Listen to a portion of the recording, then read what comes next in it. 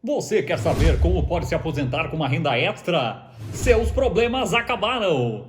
Pois é, vamos falar hoje dos fundos imobiliários, por que eles podem ser uma ótima opção para você se aposentar, ficar ali na maciota e receber aquela renda mensal ali praticamente todos os meses. Vamos explicar um pouquinho sobre as classes diferentes de fundos imobiliários, enfim, vem muita coisa boa por aí. Mas antes, André, vinheta na tela!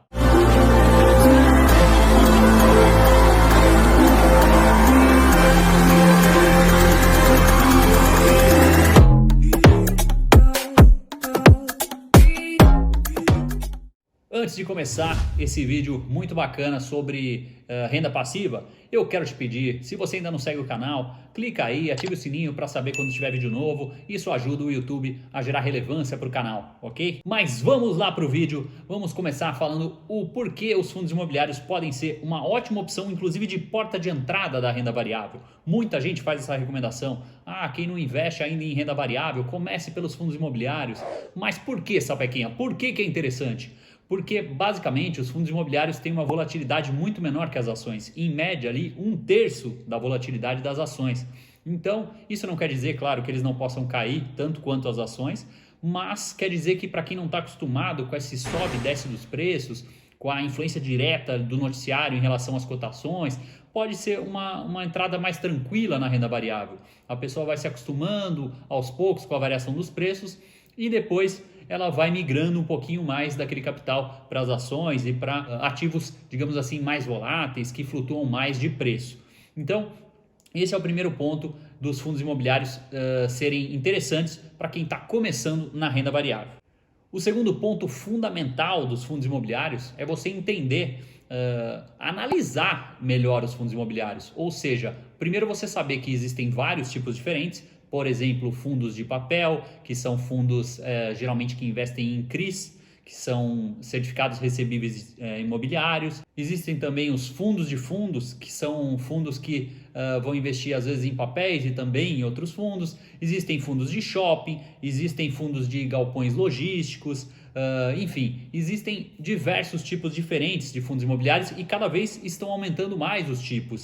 Apesar dos fundos imobiliários estarem crescendo muito no Brasil, ainda estamos muito distante do mercado dos Estados Unidos de REITs, que são como se fossem primos dos fundos imobiliários brasileiros, né? Não é exatamente a mesma coisa, mas são empresas lá, ao contrário aqui do Brasil, mas que investem pelo menos 75% em ativos imobiliários.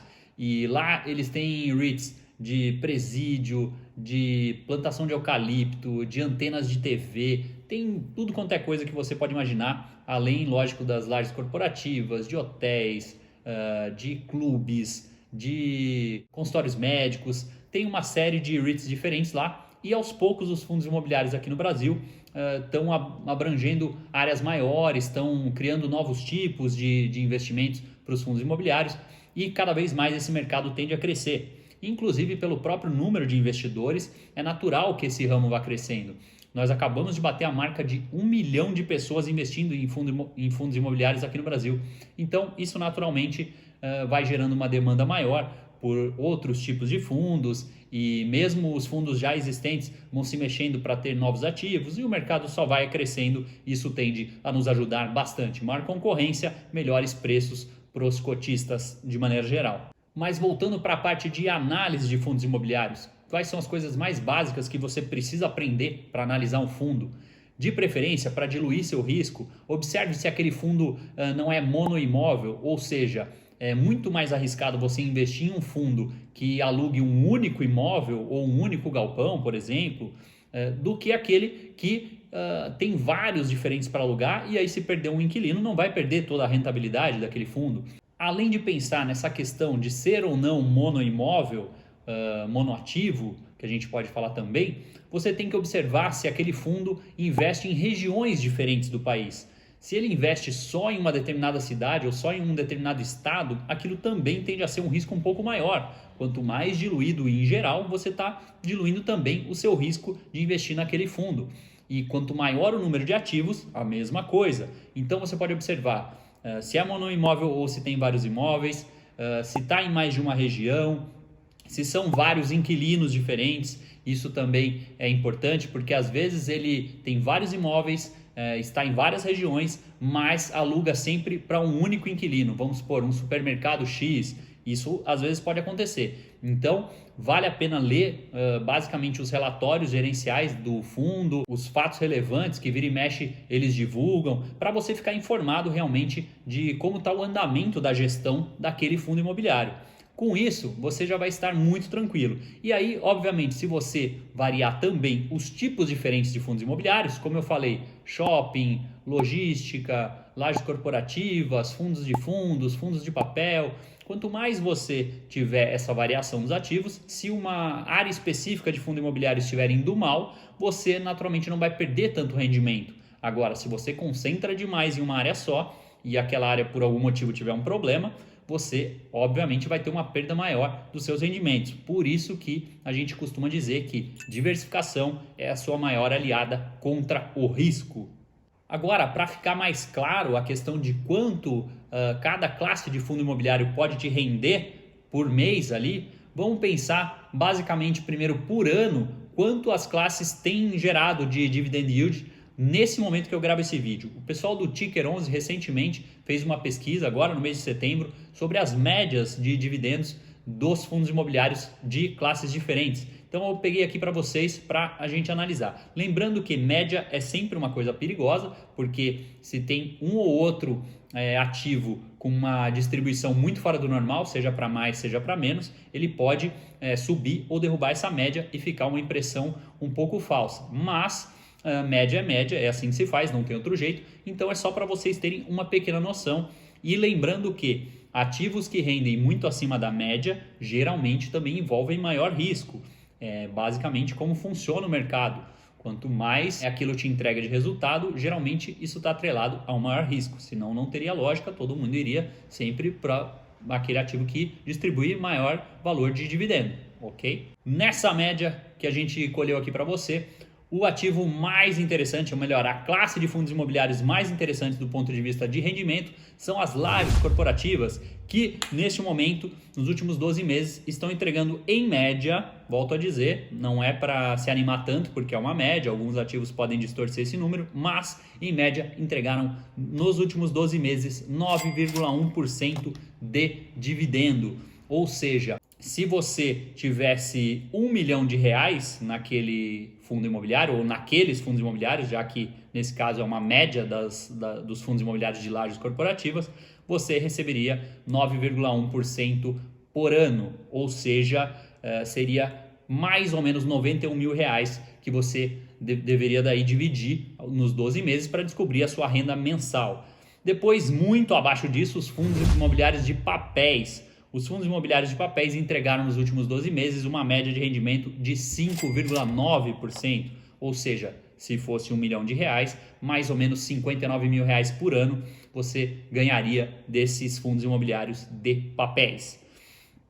Em terceiro lugar, ficaram os fundos imobiliários de galpões logísticos. Eles entregaram uma média nos últimos 12 meses de 5,1%.